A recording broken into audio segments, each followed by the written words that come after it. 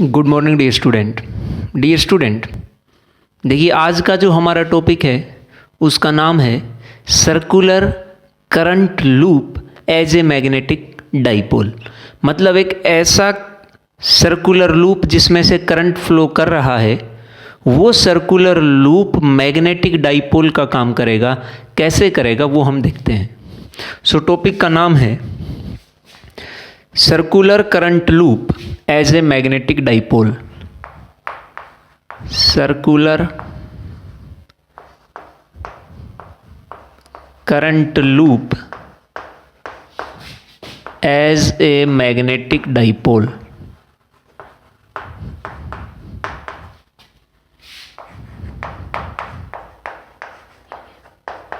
अब एक circular current loop के केस में हम एक्सियल पॉइंट पे मैग्नेटिक फील्ड निकाल चुके हैं। मान लीजिए consider a circular current loop, circular current loop having current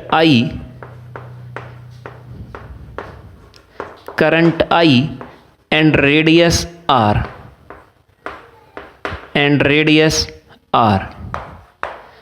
Magnetic field due to this current, इस करंट के कारण मैग्नेटिक फील्ड होगा। Magnetic field due to this current at a axial point P at distance x from the center of coil or loop, from the center of loop is, वो हम निकाल चुके हैं magnetic field एक circular current loop से। Centre से axial point पे ये मैग्नेटिक फील्ड हमने निकाला था mu naught I R square upon 2R square plus x square. मतलब ये अगर एक सर्कुलर करंट लूप है और इसकी रेडियस R है तो इसके सेंटर से x डिस्टेंस पे हमने एक पॉइंट P मान लिया और इस पॉइंट P पे जो करंट इसमें फ्लो कर रहा है I करंट, उस I करंट के कारण पॉइंट P पे मैग्नेटिक फील्ड निकाला था और वो मैग्नेटिक फील्ड आया था इतना। और इस मैग्नेटिक फील्ड की डायरेक्शन आई थी along the axial line. Its direction is along the axial line. Its direction is along the axial line. ये एक्सियल लाइन थी और इसी एक्सियल लाइन के अलोंग ये मैग्नेटिक फील्ड हमारा आया था। इतना मैग्नेटिक फील्ड हम निकाल चुके हैं। अब यहां से अगर हम ये मान लें कि ये जो पॉइंट P x डिस्टेंस पे था, ये x डिस्टेंस बहुत बड़ी है इस रेडियस से, तो यहां इस R को हम नेग्लेक्ट कर सकते हैं इस x के कंपैरिजन में। तो यहां हमें मिलेगा suppose if x is very very greater than R, then we can neglect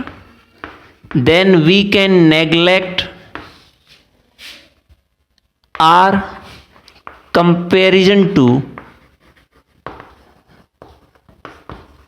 x के कंपैरिजन में हम R को नेग्लेक्ट कर सकते हैं डिनोमिनेटर में से, और वो हमारे पास बचेगा B equals to mu naught I R square upon 2x cube, और ये R square plus x square 3/2, ये पावर भी थी इसलिए ये मैग्नेटिक फील्ड बचेगा अगर हम ये पॉइंट बहुत ज्यादा डिस्टेंस पे ले लें तो। अब यहां से आप देखिए कि ये जो हमारे पास टर्म बच गई है mu naught I R square upon 2x cube. अगर मैं इस टर्म में पाई से ही इसको मल्टीप्लाई कराऊं, पाई से ही इसको डिवाइड कराऊं तो कोई फर्क नहीं पड़ेगा। तो यहां से पाई से मल्टीप्लाई कराने से और पाई से डिवाइड कराने से हमारे पास आएगा म्यू नोट आई पाई, और ये था आर स्क्वायर अपॉन नीचे बचेगा 2 पाई एक्स क्यूब। ये जो पाई आर स्क्वायर है, क्या ये इस सर्कुलर लूप जिसकी रेडियस आर है उसका एरिया नहीं बन गया है? तो हम यहां रखेंगे म्यू नोट आई ए अपॉन 2 पाई एक्स क्यूब। और ये करंट इनटू एरिया आप लास्ट लेक्चर में देख चुके हैं, इसको हम नाम देते हैं magnetic dipole moment.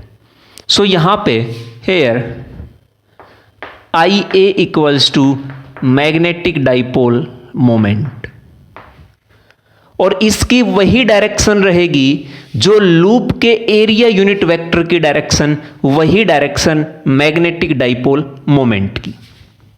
So B equals to mu naught M upon 2 pi x cube. अब अगर मैं इस टर्म को फिर 2 से मल्टीप्लाई कराऊं, 2 से डिवाइड कराऊं, तो ये बनेगा 2m अपॉन 4 पाई एक्स क्यूब। ये हमारे पास टर्म बच गई है। अब देखिए आप, क्या इस टर्म को हम इलेक्ट्रोस्टैटिक्स में हमने एक ऐसी ही टर्म पढ़ी थी कि जब हम एक इलेक्ट्रिक डाइपोल के कारण उस डाइपोल के एक्सियल पॉइंट पे इलेक्ट्रिक फील्ड निकालें तो उसकी वैल्यू आई थी electric field at axial point of electric dipole, at axial point of electric dipole. वो हमारे पास आई थी E equals to 1 upon 4 pi epsilon naught 2p upon x cube. अब इसको और इसको आप रिलेट कराइए। 4 पाई म्यू नोट की जगह यहां 1 upon epsilon naught, 2 as it is, x cube as it is, m magnetic dipole moment, p electric dipole moment. तो आप देख लीजिए कि यहां पे एक सर्कुलर करंट लूप एक मैग्नेटिक डाइपोल का काम करेगी, और उस मैग्नेटिक डाइपोल के कारण एक्सियल पॉइंट पे इतना इलेक्ट्रिक फील्ड, इतना मैग्नेटिक फील्ड आएगा। अब हमने इलेक्ट्रिक डाइपोल के केस में एक्सियल पॉइंट पे भी इलेक्ट्रिक फील्ड निकाला था और इक्वेटोरियल पॉइंट पे भी निकाला था। एक्सियल पॉइंट पे तो इतना था, अगर इक्वेटोरियल पॉइंट की बात करें तो इक्वेटोरियल पॉइंट पे वो इलेक्ट्रिक फील्ड था 1 upon 4 pi epsilon note p upon x cube. इतना इलेक्ट्रिक फील्ड था at the equatorial point. Equatorial point का मतलब एक परपेंडिकुलर बाइसेक्टर, उस परपेंडिकुलर बाइसेक्टर के किसी पॉइंट पे अगर हम इलेक्ट्रिक फील्ड निकाले तो इतना आया था। सिमिलरली अगर हम इस रिजल्ट से मैग्नेटिक फील्ड रखना चाहें, मैग्नेटिक फील्ड की वैल्यू लिखना चाहें उस मैग्नेटिक डाइपोल के इक्वेटोरियल पॉइंट पे, तो वो कितना आएगा? आपने एक्सियल पॉइंट पे रिलेट करा लिया है। अब हम इक्वेटोरियल पॉइंट पे इस टर्म से, इस इलेक्ट्रिक फील्ड से मैग्नेटिक फील्ड रखेंगे इक्वेटोरियल पॉइंट पे, और वो मैग्नेटिक फील्ड हमारे पास आएगा similarly magnetic field at equatorial point equals to, यहां पे 1 upon 4 pi as it is, और 1 अपॉन एप्सिलॉन नोट की जगह लिखा जाएगा म्यू नोट। P की जगह आएगा m और x cube as it is. So इस तरह से अगर एक circular current loop electric dipole का काम कर रही थी, मैग्नेटिक डाइपोल का काम कर रही थी, तो उस मैग्नेटिक डाइपोल के कारण हमने एक्सियल पॉइंट पे मैग्नेटिक फील्ड निकाल लिया और इक्वेटोरियल पॉइंट पे भी हमने मैग्नेटिक फील्ड निकाल लिया। एक्सियल पॉइंट पे तो हम निकाल ही चुके हैं, इक्वेटोरियल पॉइंट पे मैग्नेटिक फील्ड हमने इक्वेटोरियल पॉइंट के इलेक्ट्रिक फील्ड से रिलेट करा के ये रिजल्ट डायरेक्ट लिखा है, ये आप ध्यान रखेंगे। ये मैग्नेटिक फील्ड है इक्वेटोरियल पॉइंट पे और ये मैग्नेटिक फील्ड था एक्सियल पॉइंट पे। इस तरह से हमने एक सर्कुलर करंट लूप के केस में ये दोनों रिजल्ट लिख दिए हैं। आप ध्यान रखिए, ये सर्कुलर करंट लूप जब मैग्नेटिक डाइपोल हमें प्रोवाइड कराएगी, जब हमने पॉइंट ऑफ कैलकुलेशन काफी डिस्टेंस पे माना, x is very very greater than r। इस केस में हमने ये देखा कि ये circular current loop magnetic dipole का काम करेगी और इस तरह से हमें ये मैग्नेटिक फील्ड प्रोवाइड कराएगा। अब यहां से जो करंट लूप है वो मैग्नेटिक फील्ड प्रोवाइड कराएगी, साथ में मैग्नेटिक डाइपोल भी प्रोवाइड कराएगी। और दूसरा पॉइंट इसमें कि ये जो है, देखिए यहां से we have shown that now we have shown that the circular current loop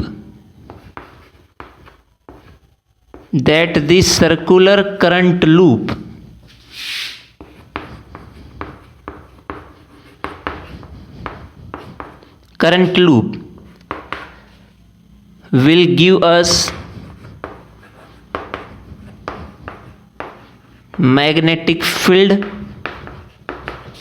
and magnetic dipole, और साथ में मैग्नेटिक डाइपोल भी ये हमें प्रोवाइड कराएगी।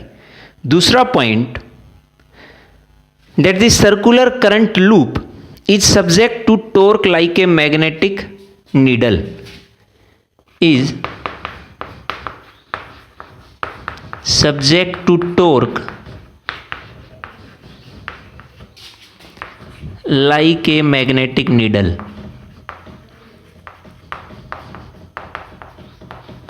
ये दो पॉइंट्स हम यहां से लिख पाएंगे, ये जो रिजल्ट हमने यहां अब निकाल लिए हैं यहां से। और यहीं से एम्पियर ने ये बात बताई कि जो भी मैग्नेटिज्म या मैग्नेटिक इफेक्ट्स आएंगे वो सब सर्कुलर करंट्स के कारण आएंगे। जो करंट सर्कुलर मोशन में होगा उस सर्कुलेटिंग करंट के कारण सब मैग्नेटिक इफेक्ट्स आएंगे। लेकिन ये बात पार्शियली सही है, टोटली ये बात सही नहीं है। दिस फ्रॉम हेयर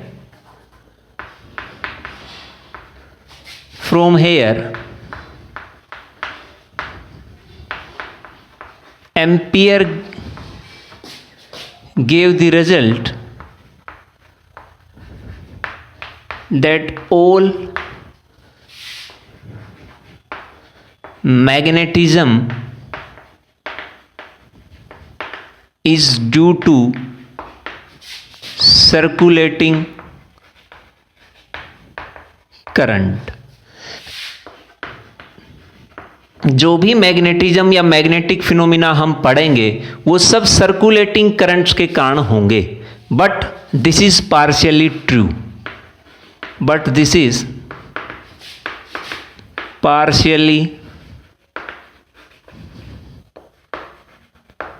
ट्रू, क्योंकि इलेक्ट्रॉन और प्रोटॉन जो एक एटम के अंदर होते हैं, वो इलेक्ट्रॉन और प्रोटॉन का भी अपना मैग्नेटिक डाइपोल मोमेंट होता है, लेकिन वहां कोई सर्कुलेटिंग करंट नहीं होता है।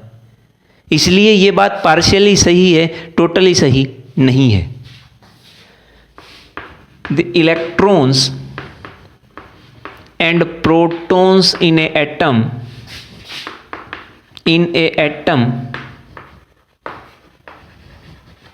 have their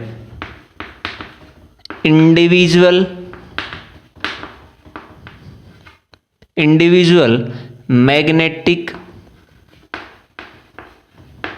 dipole moment, which is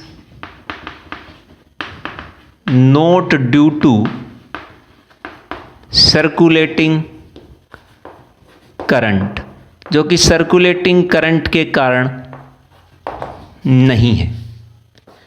सो ये था कि ये जो सर्कुलर करंट लूप है ये मैग्नेटिक डाइपोल का काम करेगी, और मैग्नेटिक डाइपोल मोमेंट m से डिनोट करते हैं, ये बराबर होता है product of current and area vector के। जो डायरेक्शन एरिया वेक्टर की वही डायरेक्शन मैग्नेटिक डाइपोल मोमेंट की। सो इस तरह से हमने देख लिया है। ये था आज का हमारा टॉपिक। अब इसमें कुछ एग्जाम्पल करते हैं हम, एनसीईआरटी एग्जाम्पल, और वो एनसीईआरटी एग्जाम्पल उन्हीं टॉपिक्स पे हैं जो हम टॉपिक पीछे पढ़ चुके हैं। एक एनसीईआरटी एग्जाम्पल है 4.9। इस 4.9 एग्जाम्पल में हमें कहता है कि ये सोलेनोइड ऑफ लेंथ 0.5 मीटर, एक सोलेनोइड है। सोलेनोइड का केस हम पढ़ चुके हैं। कहता है एक सोलेनोइड है और उस सोलेनोइड की, ये वहाँ पे मैं सिर्फ सॉल्यूशन करेंगे 4.9। A solenoid of length 0.5 metre has a radius of 1 centimetre. Length है उसकी 0.5 मीटर, रेडियस 1 सेंटीमीटर, मीटर में बदलोगे तो 10⁻⁻² metre, and is made up of 500 turns. Total turns है इसमें 500। करंट है इसमें से 5 ampere. What is the magnitude of magnetic field inside the solenoid? Solenoid के अंदर कितना मैग्नेटिक फील्ड होगा वो हमें निकालना है। अब सोलेनोइड के केस में जो मैग्नेटिक फील्ड था उस मैग्नेटिक फील्ड की वैल्यू होती है B = μ0 Ni। μ0 is the magnetic permeability and its value is 4 pi into 10⁻⁻⁷। N is the number of turns per unit length। ध्यान रखना ये टोटल नंबर ऑफ टर्न्स नहीं है, number of turns per unit length. Total turns हमारे पास है 500 और इसे हम स्मॉल n से नहीं कैपिटल N से मैं इसको लिखता हूं। ये टोटल नंबर ऑफ टर्न्स हैं। कितनी लेंथ है? 0.5 मीटर। 0.5 मीटर में 500 टर्न्स, यूनिट लेंथ में कितनी? 500/0.5। ये डेसिमल यहां से 0 और ये 100, मतलब 1000। Number of turns per unit length is 1000। सो ये नंबर ऑफ टर्न्स है और इसको मैं लिख सकता हूं स्मॉल n। अब इस स्मॉल n की वैल्यू लिखिए 1000 इनटू करंट है हमारा 5 एम्पियर, मल्टीप्लाई करा दीजिए। This is the magnetic field inside the solenoid. So इस तरह से हम इसको निकाल देंगे। नेक्स्ट है हमारा, कहता है example 4.10। The horizontal component of earth magnetic field eight a certain place is 3.0 into 10⁻⁻⁵ Tesla.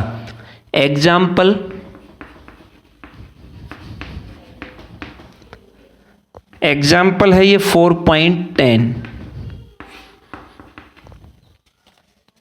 Magnetic field की वैल्यू है 3 into 10⁻⁵ tesla. Direction of magnetic field is from geographic south to geographic north. जो हम directions लेते हैं north, south, east, west, इस magnetic field की direction है from geographic south to north. Magnetic field की डायरेक्शन होती है नॉर्थ टू साउथ, लेकिन ये जो डायरेक्शन बताई है मैग्नेटिक फील्ड इस तरह रखा है कि ये साउथ टू नॉर्थ डायरेक्शन में जाएगा। खैर इसको छोड़िए, आप ये मैग्नेटिक फील्ड रखा है, आप देखिए आगे करेंगे जब आपको समझ आएगा कि ये जियोग्राफिक नॉर्थ और साउथ का क्या है। A very long straight conductor is carrying a steady current of 1 ampere. Current है 1 ampere. What is the force per unit length on it when it is placed on a horizontal table and direction of current is east to west? Current की direction है east to west और magnetic field की direction है south to north. आप देखिए ये direction होती है नॉर्थ, साउथ, ईस्ट, वेस्ट। तो मैग्नेटिक फील्ड की डायरेक्शन तो है ये साउथ टू नॉर्थ और करंट फ्लो करता है east to west. Force per unit length होता कितना है? फोर्स हमारे पास होता है ILB sine theta. Per unit length के लिए F/L this is equals to F और IB sine theta. Theta is the angle between L, कौन सी L? जो वो कंडक्टर जिसमें करंट फ्लो कर रहा है उसकी लेंथ। लेंथ की वही डायरेक्शन आएगी जो करंट की, मतलब लेंथ है east to west, magnetic field है साउथ टू नॉर्थ। क्या ये दोनों परपेंडिकुलर नहीं है? तो यहां पे जो थीटा आएगा वो थीटा बनेगा हमारा 90 डिग्री, तो साइन 90 बनेगा 1। तो इसकी वैल्यू तो 1 बन गई, ये बन गया IB। I की वैल्यू है 1 एम्पियर, मैग्नेटिक फील्ड है इतना, मल्टीप्लाई करा दो 10⁻⁵ न्यूटन पर मीटर। ये हमारे पास फोर्स पर यूनिट लेंथ आएगा इस कंडक्टर पे जो इस मैग्नेटिक फील्ड में रखा है। नेक्स्ट कहता है बी पार्ट इसका, अगर हम इस करंट कैरिंग कंडक्टर को ईस्ट टू वेस्ट में नहीं साउथ टू नॉर्थ रखते, मतलब मैग्नेटिक फील्ड भी साउथ टू नॉर्थ और करंट भी साउथ टू नॉर्थ, दोनों में एंगल 0 डिग्री, साइन 0 बनेगा। ये ए पार्ट था। बी पार्ट में फोर्स आएगा 0, क्योंकि एंगल है 0 डिग्री, एंगल 0 तो साइन 0 बनेगा 0, तो फोर्स भी हमारा आएगा 0। ये इसका सेकंड पार्ट था। उसके बाद नेक्स्ट है एग्जाम्पल 4.11।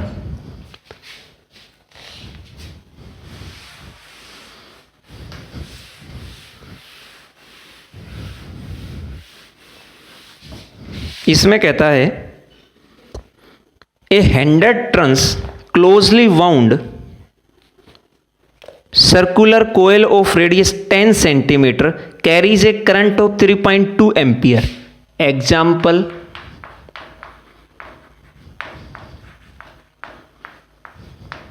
4.11। नंबर ऑफ टर्न्स है 100, रेडियस है एक टर्न की 10 सेंटीमीटर, करंट फ्लो करता है 3.2 ampere. What is the field at the centre of circular coil? आपको पता है कि सर्कुलर कोयल के सेंटर पे मैग्नेटिक फील्ड होता है μ0 I/2R। ये एक सर्कुलर कोयल है, यहां कितनी है n, तो n से मल्टीप्लाई करा दीजिए। अब इनकी वैल्यू पुट कर दीजिए। μ0 की value 4 pi into 10⁻⁷ into current 3.2 into number of turns handed upon 2 into radius, ये सब चीज़ें एसआई में, तो इसे भी बदलिए एसआई में। 10⁻⁻2 मीटर, इसका मतलब 1/10 मीटर, तो रेडियस है 1/10। यहां से इस डेसिमल को जब आप करोगे तो ये बनेगा 10, ये 10 से 10 कैंसिल आउट, यहां से ये 16 4 जा 64 pi into 10⁻⁻5। This is the magnetic field at the centre of circular coil. इतना मैग्नेटिक फील्ड हमें मिलेगा। उसके बाद नेक्स्ट आएगा हमारे पास, कहता है what is the magnetic moment of the coil. Magnetic moment कितना मिलेगा कोयल का, वो हमें निकालना है। सो आप देखिए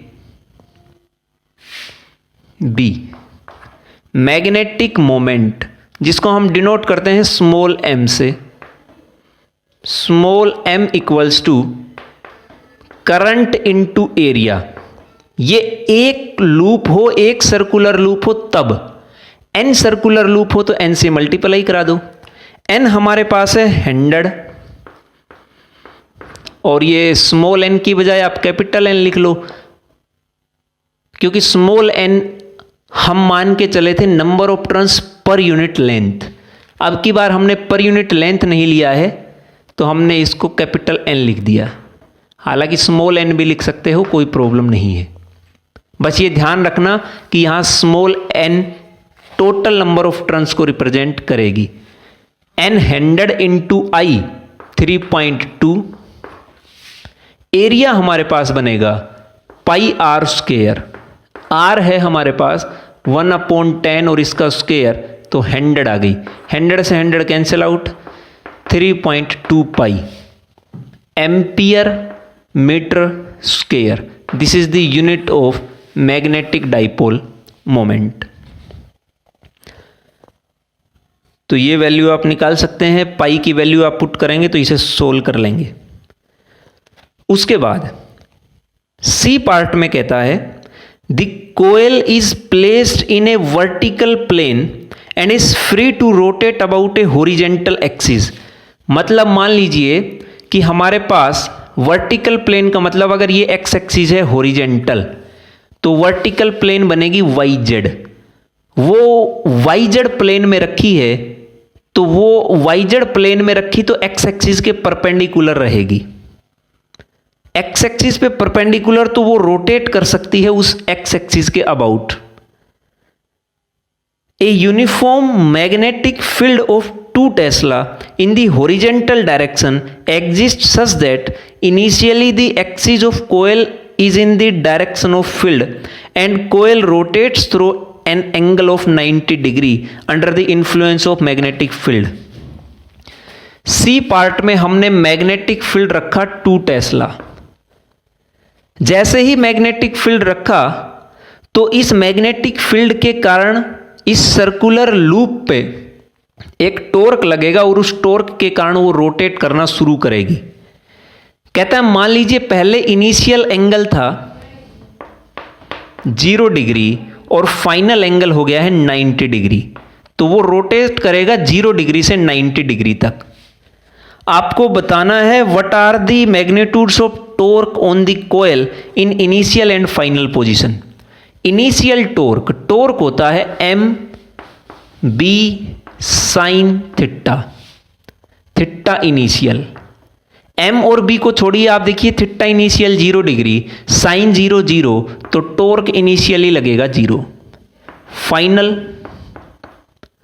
फाइनल कंडीशन में थीटा है 90 डिग्री, तो यहां पे एम बी और साइन 90, साइन 91 तो एम बी। एम बी आपको पता है 2 टेस्ला, एम आपको पता है, अभी आपने यहां से निकाल लिया है, यहां वैल्यू पुट कर दीजिए, आपके पास टॉर्क की वैल्यू आ जाएगी। उसके बाद डी पार्ट में कहता है what is the angular speed acquired by the coil when it has rotated by 90 degree, the moment of inertia of coil is 0.1 kilogram पर मीटर स्क्वायर। देखिए यहाँ पे एक टर्म वो यूज होगी जो आप +1 क्लास में पढ़कर आए हैं, डी पार्ट। आपको तब एंगुलर स्पीड बतानी है, ओमेगा बताना है, जब वो 90 डिग्री से रोटेट हो जाए, मतलब वो 0 डिग्री से 90 पे पहुंच जाए, तब उसकी एंगुलर स्पीड कितनी होगी वो आपको बतानी है। मोमेंट ऑफ इनर्शिया आपको दे रखा है 0.1 किलोग्राम मीटर स्क्वायर। यहां से आप देखिए, आपने टॉर्क जब 90 डिग्री पे था तो आपने निकाल लिया है mb। ये टॉर्क आपने अभी पढ़ लिया है +2 क्लास में। एक टॉर्क आप +1 क्लास में भी पढ़कर आए हैं और वो था I alpha. I is the moment of inertia, alpha is the angular acceleration.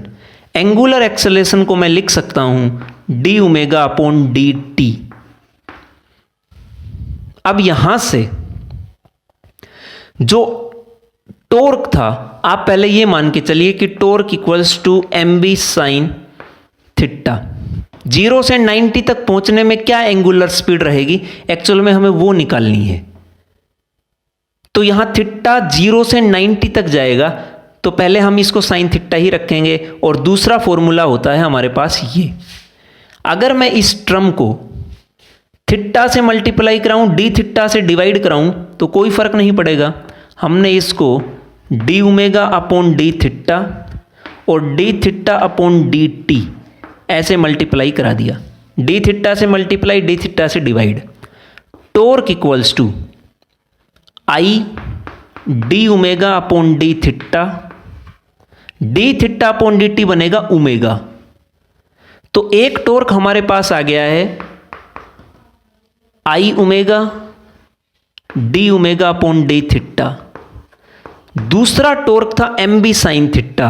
दोनों बराबर, क्या दोनों को इक्वेट नहीं करा सकते, तो ये बनेगा mb साइन थीटा।